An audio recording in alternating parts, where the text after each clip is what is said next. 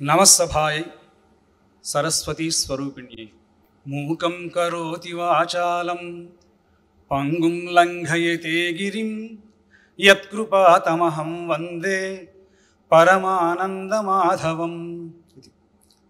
तत्र मञ्चे विराजमानाः अध्यक्षाः सहाध्यायिनः तांश्च पुरतः विद्यमानान् गुरून् सर्वान् बन्धुमित्रान् च नमस्कृत्य इदानीम् अहं प्रस्तुतं करोमि। प्राचीन भारतीय कृषि विज्ञान भूमिका इति अयं विषयः। तत्र कृतार्थेन कौटिल्याचार्येण विरचिते अर्थशास्त्र नामके ग्रन्थे भूमिच्छिद्र विधानम् इति किञ्चन प्रकरणं वर्तते। तत्र स आचार्यः अकृष्या भूमिः कथं विविध कार्येभ्यो जनेभ्यश्च राज्ञा प्रदेया।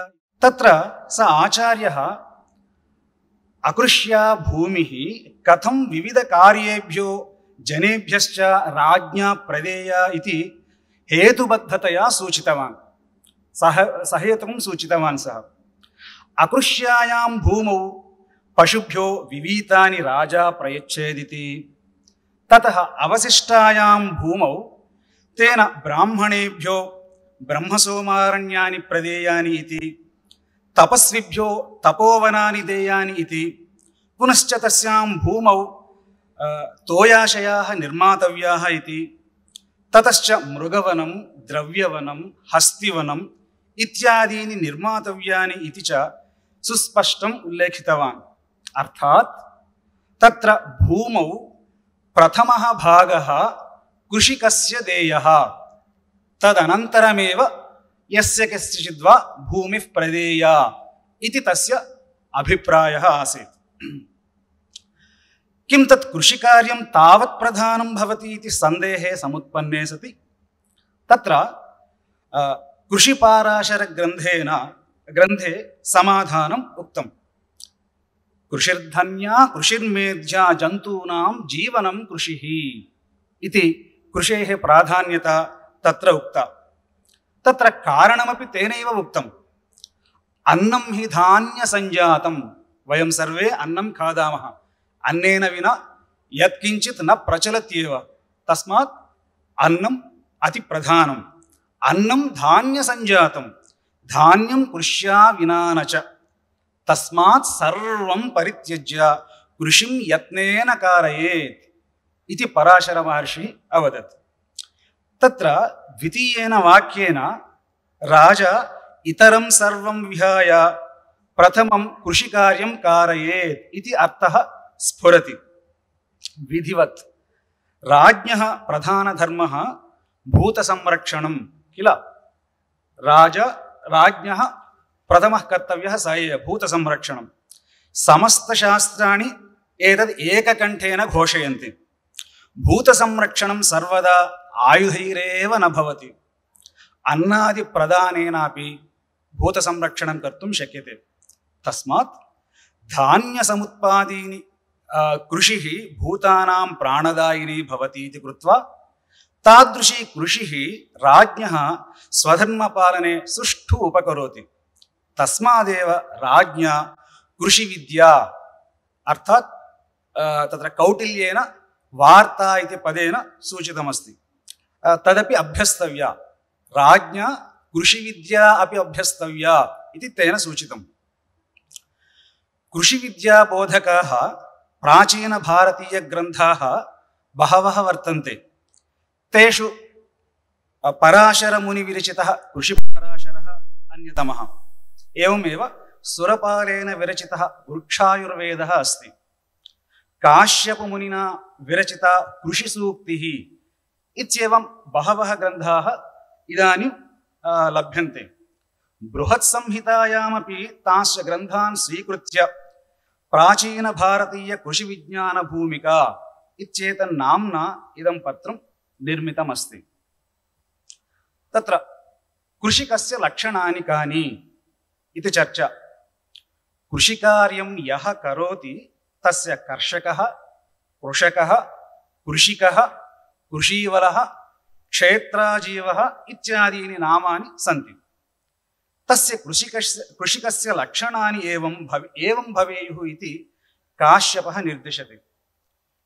कृषिकार्यरता ये तु पुरुषाः ग्रामवासिनः दम्भासूयादिमुक्ताश्च परस्परहितैषिणा। यस्य दम्भः न भवति, यस्य असूया न भवति, सः एव कृषिकः भवितुमर्हति इति सूचना।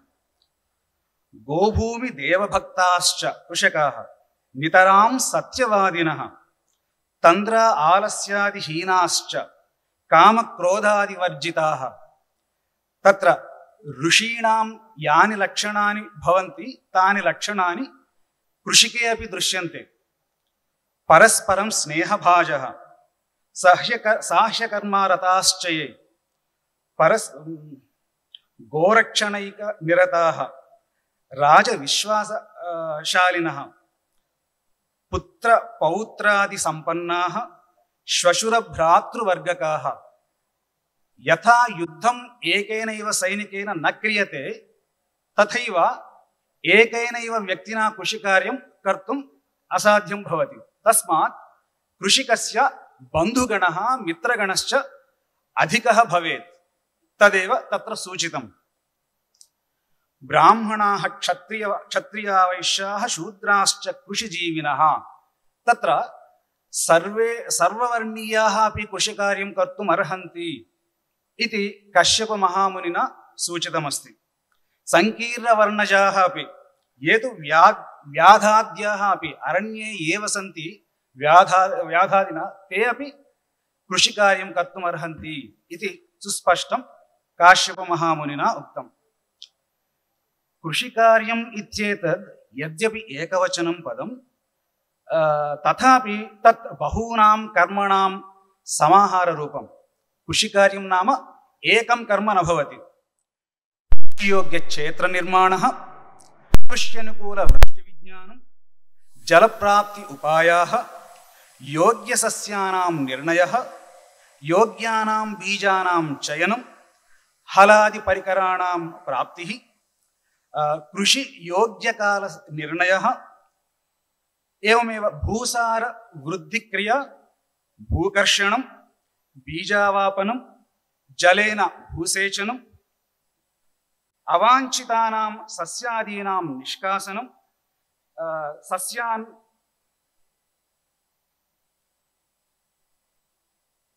सस्य अनुकूलशकृभ्यः संरक्षणं, सस्यसंग्रहः, सस्यरक्षणं, तुषितनिर्मोचनं इत्यादीनि नैकानि कार्याणि कृषिः इति एकेनैव पदेन संसूच्यन्ते। प्रथमं तावत् कृषिकेन, कृषीवलेन गवां पालनमपि भवेत्। भूरक्षणं, जलरक्षणं, गोरक्षणं त्रयमपि कृषिकस्य स्वाधीने भवन्ति। गोवानेव धनवान् भक्तिमान् सुदृढशक्तिमान् इति गुरूणां वचनमस्ति। गोशाला सुदृढा यस्य शुचिर्गोमयवर्जिता, तस्य वाहाः विवर्धन्ते पोषणैरपि वर्जिताः इति तत्र उक्तमस्ति कृषिपाराशरग्रन्थे। गोशालायाः प्रशंसां कुर्वन् कर्षकस्य गृहे गोशाला भवेदित्येव समुसूचयत् सः। अनन्तरं क्षेत्रनिर्णयः कथं कार्यमिति। तत्र प्रथमं कृषियोग्यस्य क्षेत्रस्य निर्णयः भूमेः स्वभावज्ञानेनैव सम्भवति। भूमिः स्वभावेन त्रिविधा भवति: जाङ्गला, अनूपा, सामान्या इति त्रिविधा। काश्यपेन तु पञ्चविधाः जातिभूमयः प्रोक्ताः, न तु त्रिविधा, पञ्चविधा अस्ति अन्यस्य आचार्यस्य मतं। पुनस्तत्र मृत्तिका विभिन्नवर्णैः विभिन्नरसयुक्ततया भवन्ति। ततः विविध सस्यानां विषये तेषां क्षेत्राणां योग्यता अयोग्यता च निश्चीयेते। असित विपाण्ड श्यामल लोहित शीत पीतरोचिश्च क्रमशः मधुराम्ल लवण तिक्त कटुकषाया भुवो रसतः इति सूचितमस्ति। सामान्या भूमिः स्वभावतः प्रशस्ता भवति।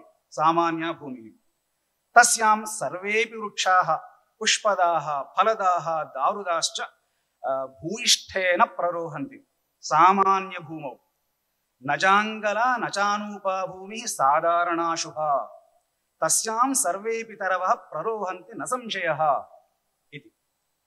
अनूपासु भूमिषु पनसाः ताळाः जम्बीराः जम्बूवृक्षाः आम्राः खर्जूराः कदळ्यः नारिकेळाः इत्यादयो फलवृक्षाः अधिकतया फलन्ति। शेफालिकाः पुन्नागाः चम्पकाः अशोकाः इत्यादि पुष्पजातिवृक्षाः बीजपूरः प्रियङ्गुः अतिमुक्तकः इत्यादयः औषधदायिनः वृक्षाश्च जाङ्गलेषु बहुलतया प्रभवन्ति। पाषाणवाल्मीक भूमिबहुल वस्तुभूमिषु जलस्य अभावः भवति। यत्र पाषाणानि अधिकानि भवन्ति तत्र जलम् अधिकतया न भवति। सा भूमिः तरुप्ररोहणार्थम् अयुक्ता इति सूचितम्। त्याज्या सा। अनन्तरं जलसंरक्षणं कथं करणीयं कृषिकेन इति। यादृश्या बुद्ध्या कुलकान्त कुलार्थिना संरक्षते तादृश्यैव बुद्ध्या सस्यफलार्थिना वारि संरक्षणीयम् इति कृषिपराशरे उक्तमस्ति। एवम् अत्र नलम् इति अस्तु कथं संरक्षणीयं जलमिति। अत कार्तिकसंक्रान्त्यां क्षेत्रे च रोपयेन्नलं केदार ईशानकोणे च सपत्रं कृषकः शुचिः इति। यदा कार्तिकमासस्य अमावास्या प्रचलति तेषु दिनेषु कृषिकेन क्षेत्रस्य ईशान्यकोणे नलं स्थापयेत्। नलं नाम नलम् इति कश्चन तृणविशेषः। तत्र तस्य दलं नालिकासदृशं भवति। तदन्तः वारि प्रवहति। तत्र तस्य आरोपणम् ईशान्यकोणे करणीयं। तदा किं भवति? रात्रौ तत्र शैत्यं भवति किल। शैत्यं किं? शैत्यं शीतस्पर्शवद् आपः इति वर्तते न्यायशास्त्रे किल। तत्र रात्रौ वायौ तत्र जलं भवति। तज्जलम् एतन्नालिकया अन्तः प्रवहति। भूमस्य अन्तर्भागे गच्छति। भूमेः अन्तर्भागे गच्छति। तत्र भूगर्भजलम् अधिकतया प्ररोहति इति कारणात् तत्र नलं स्थापनीयम् इति पूर्वं सहस्रेभ्यः वर्षेभ्यः पूर्वमेव सूचितमस्ति।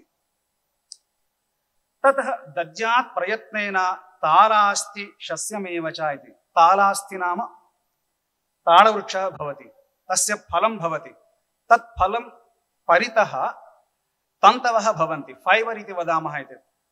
तत् फाइबर् द्वारा अपि जलम् अन्तः गच्छति भूमेः अन्तः। तदर्थम् एवं करणीयम् इति तत्र सूचितमस्ति। एवं भूमेः अधोभागेषु जलस्य सद्भावं कैश्चन चिह्नैः अभिविज्ञाय तत्रैव कूपखननं कर्तुं वृक्षायुर्वेदे 53 श्लोकेषु बहवः उपायाः सूचिताः। 53 उपायाः। अत्र भूमेरधः जलमस्ति इति ज्ञातुम् उपायाः सन्ति। एकः उपायः एवं। जलरहिते यदि देशे चिह्नायाम् अनूपजानि दृश्यन्ते वीरणदूर्वाहरिता यत्र तस्मिन् जलं पुरुषे इति तत्र उक्तमस्ति। अर्थात् मरुभूमिः भवति। मरुभूमौ कुत्रापि वृक्षाः न दृश्यन्ते। तथापि यत्र कुत्रचित् तृणं दृश्यते हरितरूपेण तत्तु वीरणा इति। अनन्तरं दूर्वा इति तृणजातयः यत्र भवन्ति तत्र एकमनुष्यप्रमाणे अधः जलं लभते। जलं तत्र भवति इति तत्र सूचितमस्ति वृक्षायुर्वेदग्रन्थे। वीरणं नाम इदानीं वट्टिवेरु इति आन्ध्रभाषया वदामः। वट्टिवेरु। तत् वट्टिवेरु तत्र तस्य मूलानि अधोदो गच्छन्ति भूमितः जलस्य प्रवाहस्य निरोधं कुर्वन्ति ते तस्मात् कारणात् क्षेत्रे जलम् अधिकं भवति अधोभागे तस्य उपयोगः यदा कदाचित् कृषिकः कर्तुमर्हति इति तत्र सूचना इयम्। अनन्तरम् उत्तमबीजानां संरक्षणं भवेत्। यथा बीजं तथा अन्नं यथा अन्नं तथा मनुष्यः इति क्षेत्रस्य अपेक्षया बीजस्य एव अधिकं प्राधान्यं देयम्। यथा बीजानां संरक्षणं किञ्चन धर्मकार्यमपि भवति इति सूचितम्। बीजानां सन्ततिः पाल्या तथा गेहे खलस्थले बीजानाम् उत्तमानां तु पालनं धर्मबुद्धितः श्रेयसे कृषिकाणां कथितं मुनिपुङ्गवैः इति। तत्र कृष्यर्थं योग्यबीजानां संसिद्धीकरणं कथम्? एवमस्ति। बीजानि आरोग्यवन्ति बलवन्ति च भवेयुः। तस्मात् कृषिकः प्रयत्नपूर्वकं तादृशानि बीजानि संवीक्ष्य धान्यराशितः पृथक्कृत्य कृषिकालपर्यन्तं संरक्षेत्। माघे वा फाल्गुने वा सूर्यादपेतानि संस्थापयेत् शोषणार्थं। माघे वा फाल्गुने वा मासि सर्वबीजानि संहरेत् शोषयेत् आतपे सम्यक् नैवाधो विनिधापयेत्। भूमौ न स्थापनीयम्। तत्र तृणानाम् उपरि बीजानि स्थापनीयानि इति कथनम्। पुनश्च तेभ्यो बीजेभ्यो शीघ्रं अंकुर उत्पत्तिं साधयितुं विविध पदार्थैः सह मिश्रयेत् कर्षकः।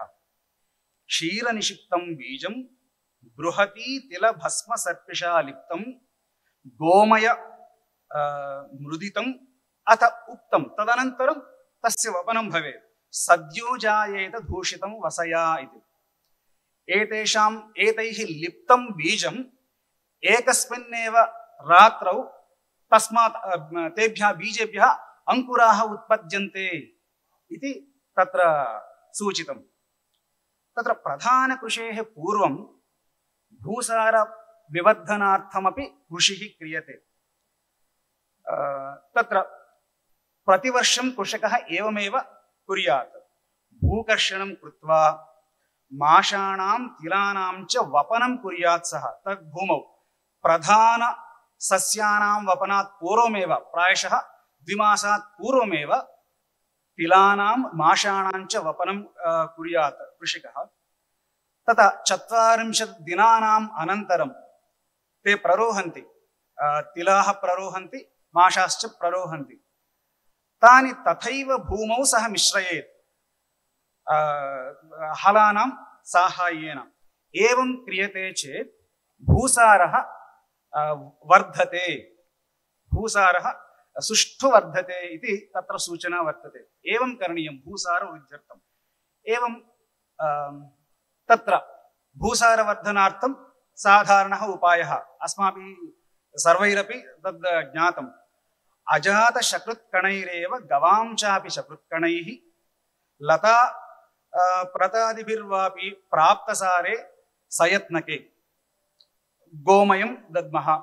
एवमेव अजानाम् इत्यादि जन्तूनां तत्र शकृत् भूमौ निक्षिपेत्। तेन भूसारवृद्धिः भवति इति सामान्य सूचनम्।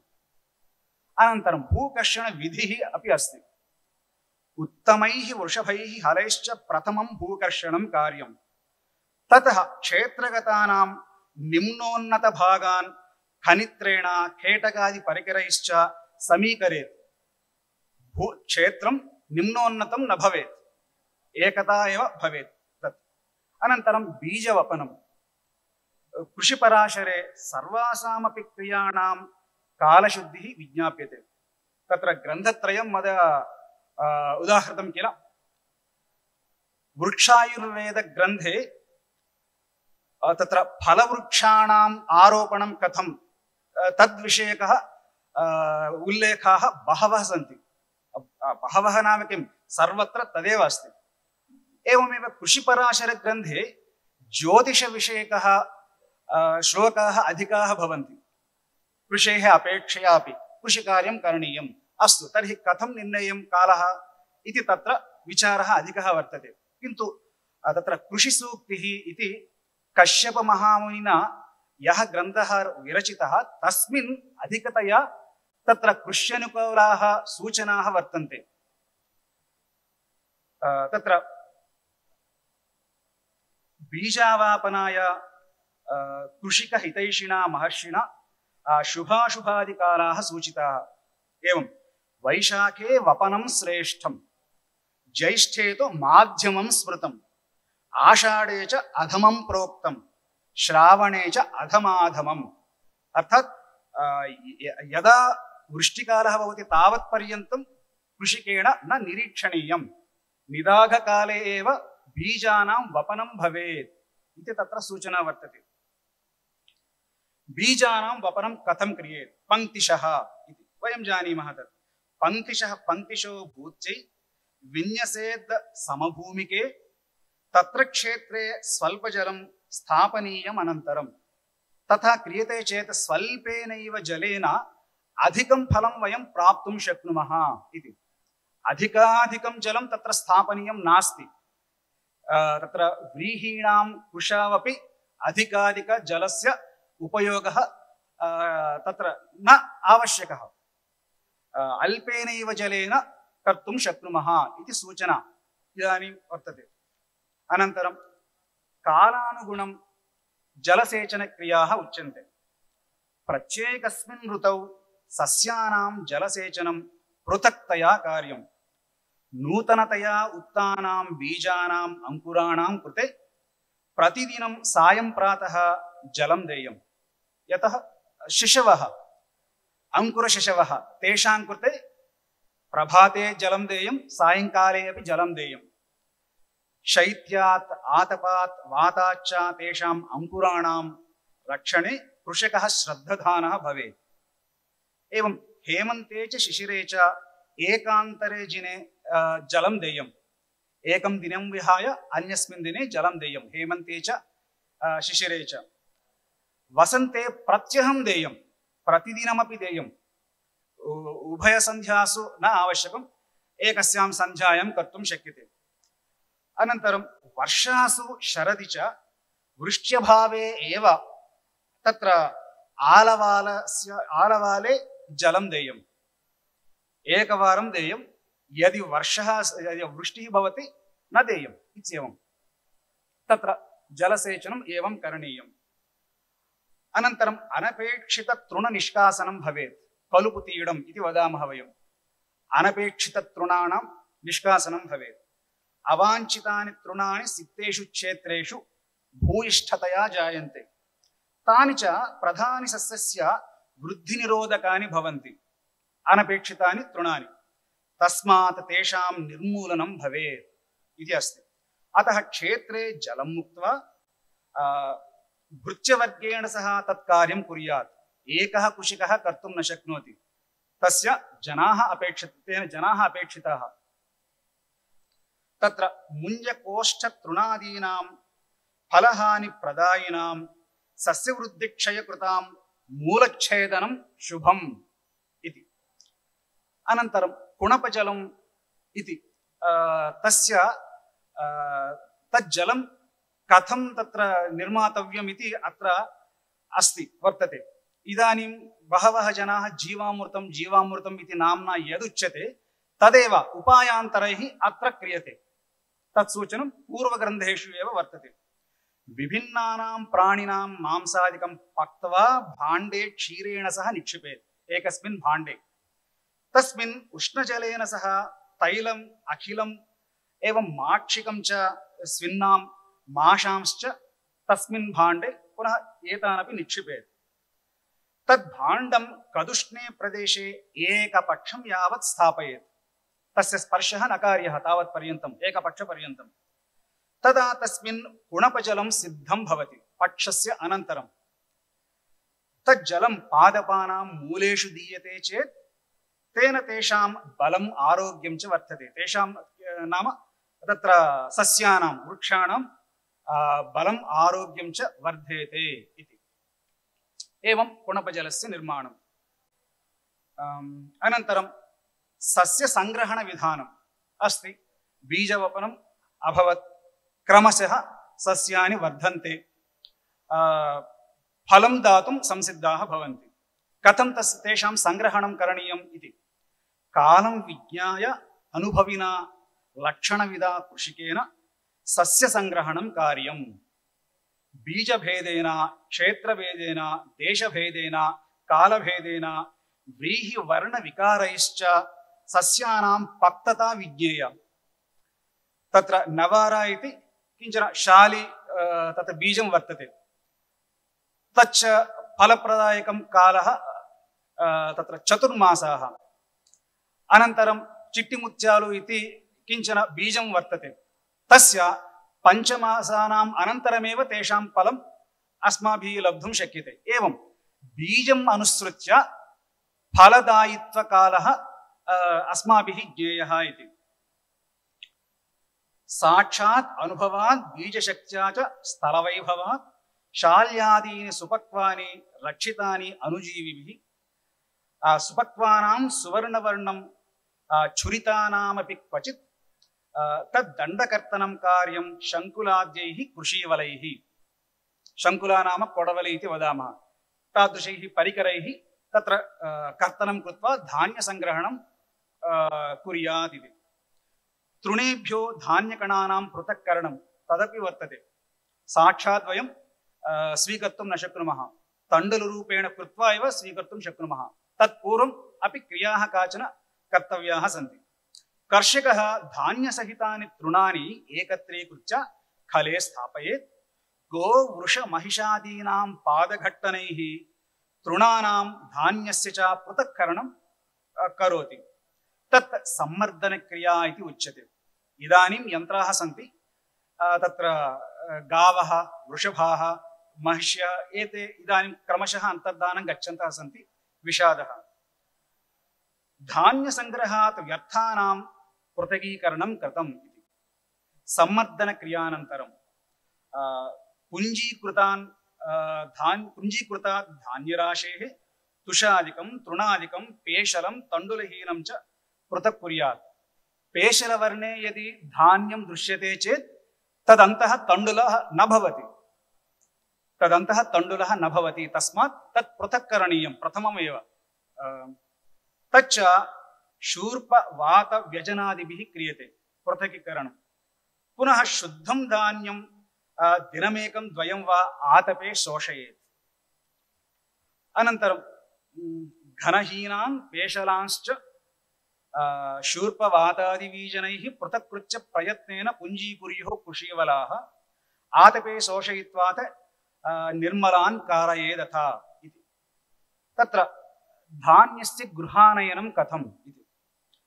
धान्यसङ्ग्रहणानन्तरम् एषः कृषीवलः देवानां कृते, राज्ञां कृते, क्षत्रियाणां कृते, आचार्याणां कृते, भृत्यानां कृते च धान्यं यथाभागं दत्त्वा अवशिष्टं भागं कर्षकः गृहं नेतुमर्हति। अवशिष्टमेव भागं नेतुमर्हति कृषिकः। तच्च धान्यं तप्तमृण्मयेषु काञ्चेषु वा भाण्डेषु, तृणरज्जुकृतेषु अक्तेषु, दृढायां स्थाल्याम् अथवा भूगर्भे निर्मितेषु अवटेषु च संस्थाप्य धान्यं रक्षितुमर्हति सः। एवं धान्यसंरक्षणं करणीयं। तेभ्यः एव पुनः तत्र बीजानां सङ्ग्रहणं भविष्यति अनन्तरकाले। एवं तत्र व्रीहिकृषिः उक्ता, एवमेव शाककृषिः अपि प्रत्येकतया उक्तं। केवलैः तण्डुलैः आहारस्य परिपूर्णता न भवति। शाकानामपि कृषिः कार्या। शाल्यादीनां कृषिः ऋत्वनुसारं भवति, किन्तु शाकानि यस्मिन् कस्मिन्नपि वा ऋतौ फलन्ति इति। शाकादिकृषिकार्यं तु फलदं सुनिश्चितम् इति अभयप्रदानं कृतम् आचार्यैः। चतुर्विधैः द्रव्यैः भोजनकल्पः कृतः आचार्यैरेव। प्रथमं तण्डुलद्रव्यं वयं तत्क्रमेण स्वीकुर्मः।